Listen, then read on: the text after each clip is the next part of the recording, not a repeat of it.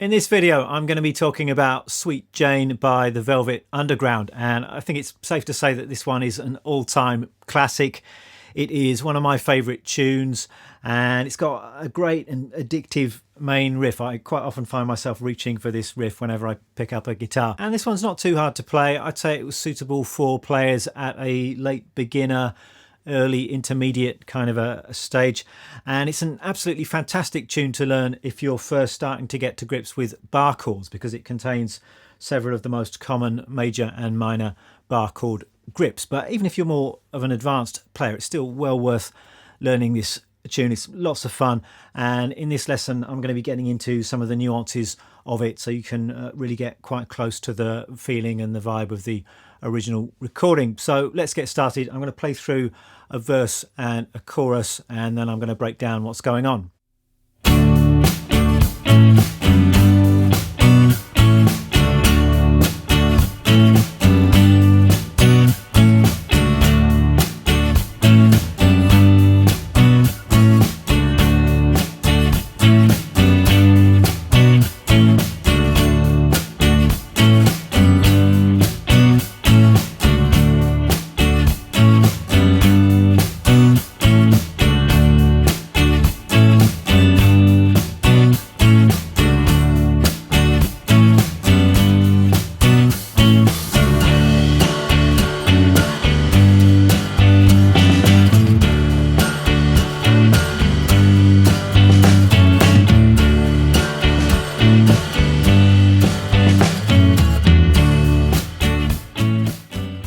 Okay, let me just tell you a little bit about this track for those of you not familiar with it. And this was originally recorded in 1970, and it appeared on this record over here. If I just grab it, this is the fourth Velvet Underground album, Loaded. It's a great record, and for me this is kind of the most fun Velvet Underground record. It sounds like they're having a good time. There's lots of great, quite straight ahead rock and roll tracks on it, a bit less of the avant-garde experimentation that you hear on the previous Velvet's records. And there are lots of other recordings of this tune, several great live recordings kind of in different keys, different tempos.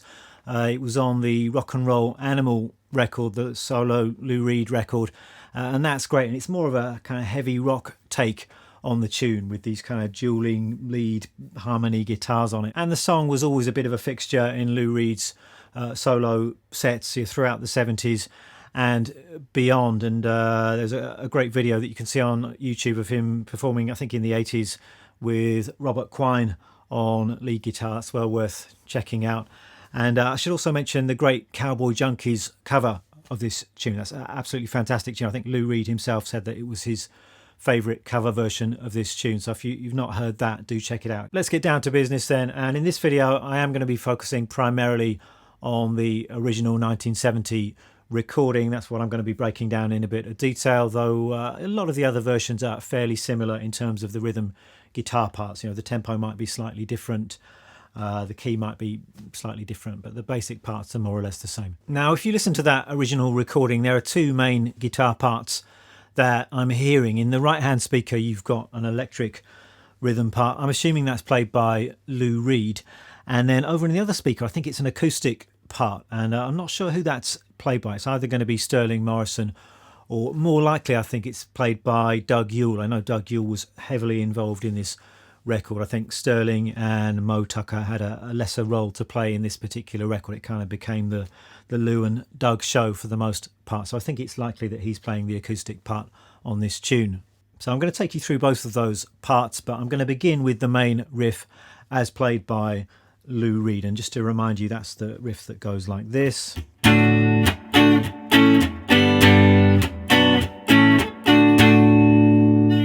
Absolutely amazing riff. I think the best way to do this is if I take you through the chord shapes first, and then I will talk about the slightly tricky strumming pattern that we've got going on here. So we're in the key of D, and this is all played with bar chords. We've got 4 chords in this main riff. So starting with this D chord shape, it's a 5th string root D major bar chord. So I'm barring across 5 strings with my first finger, and then I'm using my third finger to play the 7th fret on the D, G and B strings. And you kind of got this optional note, 5th fret on the top string if you're kind of bowing across and you're not leaning into that note with your third finger, but it doesn't particularly matter. You can just play this chord with the 4 middle strings and that still is going to sound good. So that's the way I would usually play that particular bar chord. I think Lou Reed tends to bar all the way across 6 strings when he's playing these 5th string root bar chords. So that's just another option that you've got. You can use your first finger to cover the 5th fret on the low E string as well, and in theoretical terms this is adding a note which is the 5th of the D major chord in the bass, so it's kind of an inversion technically speaking, but this note still belongs to a D major chord and it just serves to fatten up the sound of that chord a little bit. So it's another option that you've got when you're playing your 5th string root bar chords, but either of those versions of that chord is going to work for this tune. Then the other chords that we're going to need are an A chord. This is a 6th string root A major bar chord. That's pretty straightforward. Move that down 2 frets and we've got a G major, and we also need a B minor. So we're going to play our B minor like this. So this is another 5th string root bar chord. We've got the 2nd fret there is our root note, then we've got 4, 4, 3 and then 2 that you're catching with your first finger bar. So that's our B minor chord. So those are our 4 chords: D, A, G and B minor. I think it's worth understanding what's going on with these chords in terms of the theory. I think that's something you can get out of studying this tune. It's a really important thing to understand. So if our D major chord is the 1 chord, that's kind of our home chord in the key. The G and the A chords are the 4 and the 5. So we've got 1, 4 and 5. 1, 4, 5, kind of the backbone of 95% of popular music. And I think it's really important to understand and to visualize how these 1, 4, 5 chords connect on the fretboard, how to find these chords. So if we're starting with our 1 chord here as a 5th string root bar chord, there's our root note. The root note of the 5 chord is going to be directly below that on the 6th string, and then 2 frets down from that you've got the root note of the 4 chord. So you've got 1, 5 and 4, and I see that as being kind of an L shape if you kind of connect the dots of those root notes. So you've got the 1, 5 and the 4, and then the other chord that we've got in this progression is the 6 minor chord. So just counting up through the key, through the D major scale: D, E, F sharp, G, A, B. B is the root of the 6th chord, and in a major key that's always going to be a minor chord.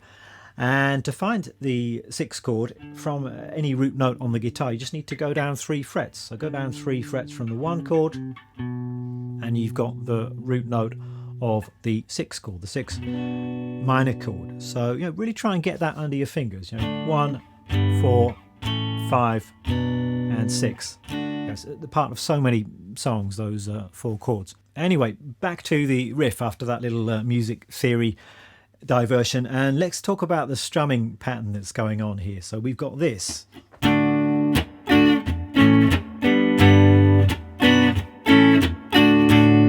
So this is that really kind of addictive rhythm, potentially a little bit tricky if you've not done anything like this before. We've got some muted strums in there. We're emphasizing some upbeats, so there's a little bit of syncopation going on here. So I think the best way to come at this, I mean, you might be lucky, you might just be able to pick that up by ear and strum through the riff without any problems, in which case that's great. But if you need a little bit more help with it, I'm just going to kind of break down and explain what's going on in a bit more detail.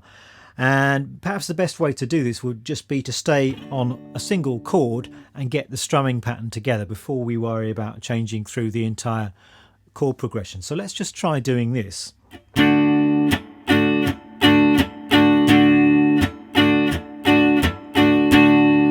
I'm just sticking on that 1 chord, the D major chord, and we're going to start with just a down strum, and then we've got this. So we've got a muted strum, and then we've got an upstroke of the pick. So mute, and then coming up with the pick. So you're achieving that muted strum just by releasing pressure with your fretting hand just got those dead strings, so mute, and then coming up with the pick and you're squeezing down this chord again. So you might just want to practice that. And make sure that all of those strings are muted. You don't want any random open string noise happening there. So you just want to lightly rest on all of these strings. And I'm nudging into the sixth string with the tip of my first finger as well. So none of those strings are allowed to ring. It's just that nice percussive dead sound. So the first bar of this riff, we've got a downstroke, and then we've got this muted strum, and then an up strum, and then we're doing that again a couple more times. So mute, up, mute, up. That's the first bar of the riff. So 1, 2, and 3, and 4, and. So you've got those upstrokes falling on the ands. 1, and 2, and 3, and 4, and.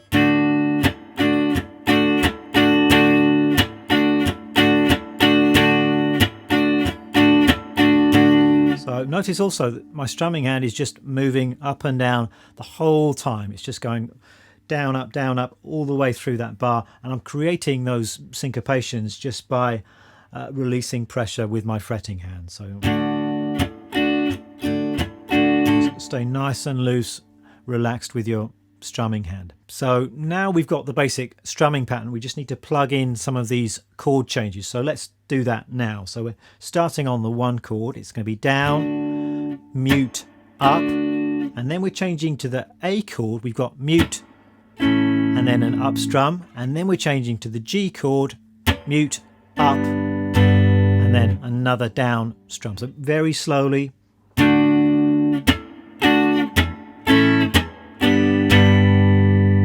One more time.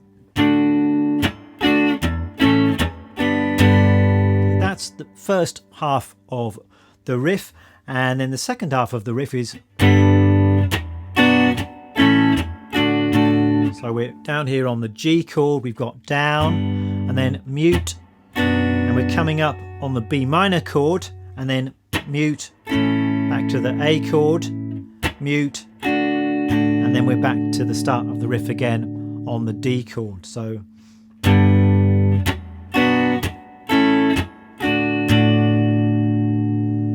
if I put all of that together nice and slowly, we've got the entire riff.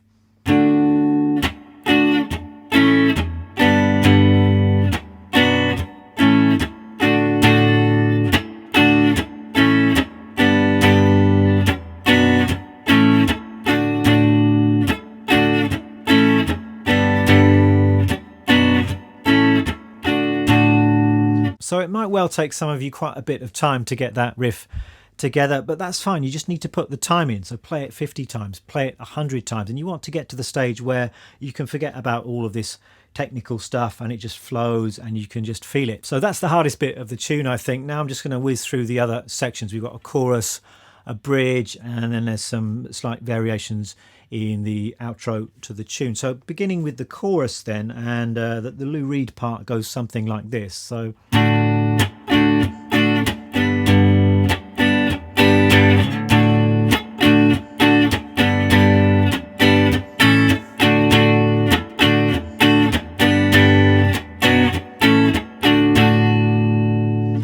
this was quite interesting, kind of studying this track for the purposes of this video, and there are lots of little variations in there which I wasn't really aware of. So essentially the chorus is just going between 2 chords, so the D and the G chord, the 1 and the 4 chord, but occasionally he's throwing in the A chord, and once or twice he's also throwing in that B minor, but it doesn't seem to be quite a consistent pattern. So what I'm going to do is take you through what Lou is doing and then give you some options for this. So I think the simplest approach you can take with the chorus is just D going to G and have a very similar kind of strumming pattern to the main riff. So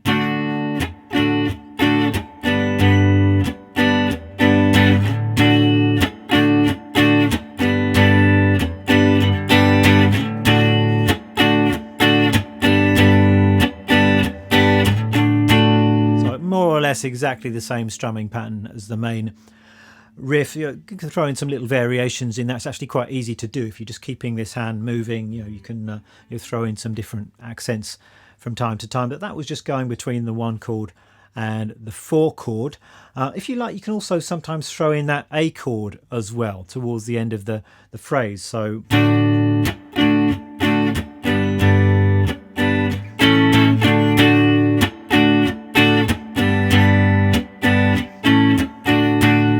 when we're going back to the 1 chord again, we're going G, and then we just got the A chord, the 5 chord in passing before we go back to the 1 chord again. And then occasionally Lou is also throwing in the B minor chord, so something like this.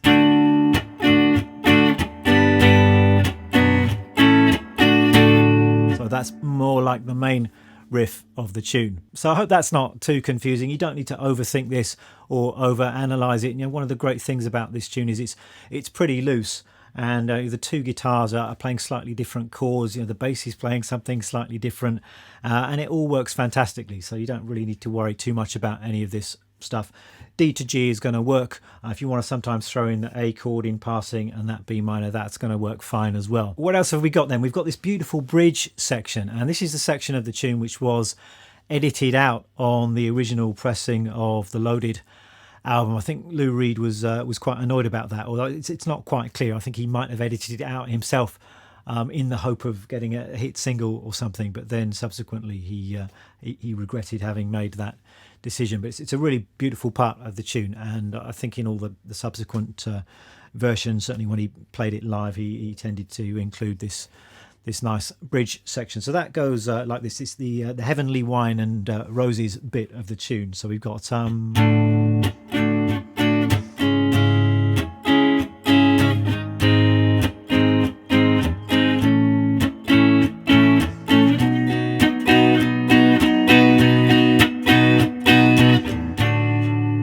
let me just take you through the chord. It's more bar chords. So we've got the D major, and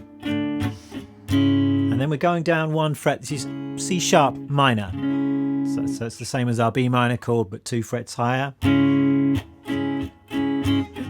we're kind of moving that shape over onto the lower strings. We've got G sharp major, up 1 fret to A, and then up 2 frets to B. And that goes round again.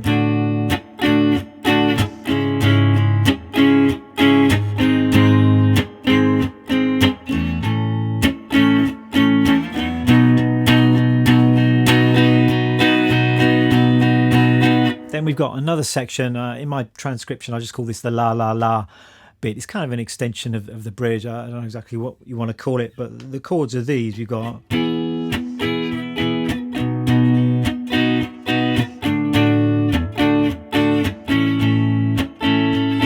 so we're just going from E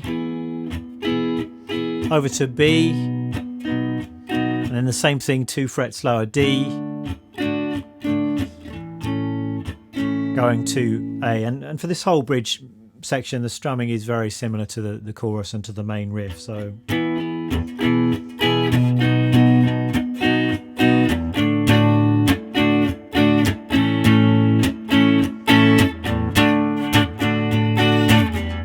then we got a final chorus, and that is just the 2 chords, just D going to G. It's played with a little bit more intensity, probably a little bit less of the muting. So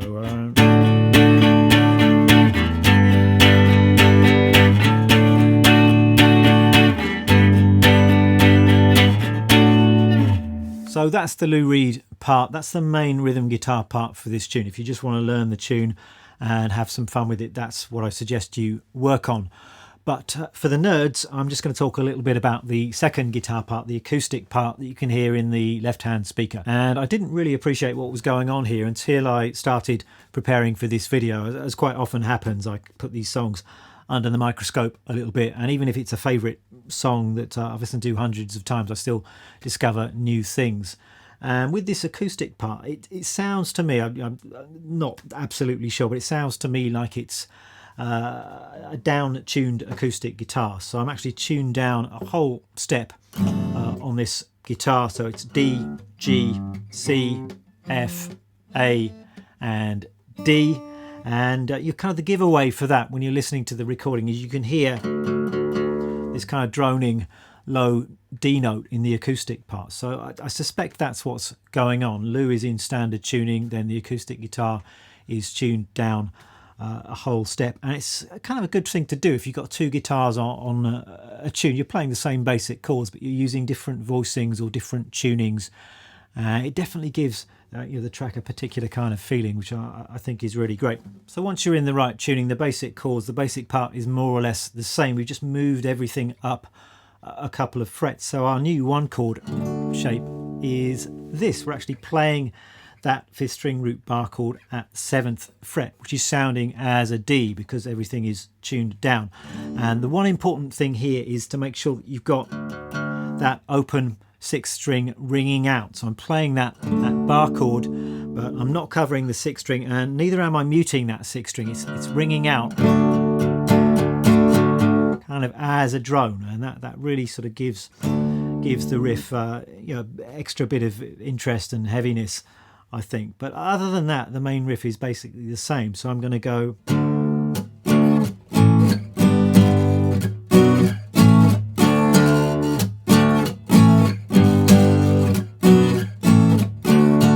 So it's the same as what we were doing in the Lou Reed part. Everything's up 2 frets. The only difference is we've got that droning open string on the one chord, and then we've got the chorus in the second guitar part, and once again it's essentially just 2 chords going from the D to the G, but it sounds like on the acoustic part it's played with all downstrokes in the chorus. It's the feel changes, it gets slightly more aggressive at this point, so that's what I decided to do. So going from the D,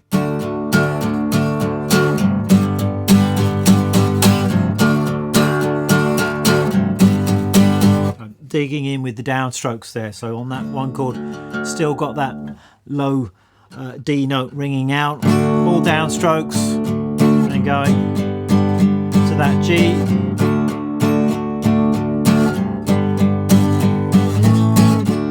And like with Lou's part, it's pretty loose. There are some variations. It sort of changes from chorus to chorus. Sometimes it's just 2 chords, sometimes there's an extra chord thrown in there.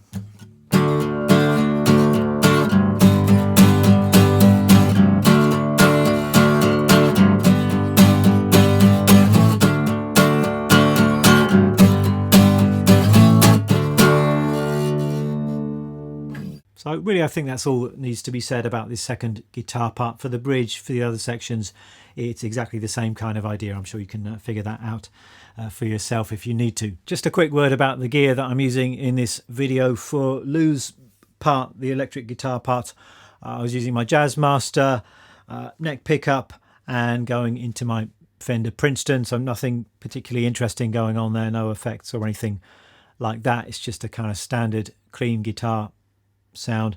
Interesting, I read on the Wikipedia page for this tune, there's a quote from Doug Yule saying that the main riff of the tune was finalised in the studio just before the tracks were recorded, and it was achieved by Lou Reed's playing cranked up very loud through a large Sun amplifier. So but to me it doesn't really sound like a cranked up kind of guitar sound. It just sounds like a normal kind of a clean guitar sound, so that's what I've gone for here. And then for the acoustic parts I was using my Martin D28, and as I already said, this is tuned down, so everything's down a whole step. That is it for today's video. Thanks very much for watching. If you would like a tab and the backing track, those of course will be available on the Patreon page, and I've also done several other Velvet Underground videos, so if you'd like to check those out, you can probably find them by searching on my channel homepage. Thanks a lot for watching, and I will see you next time.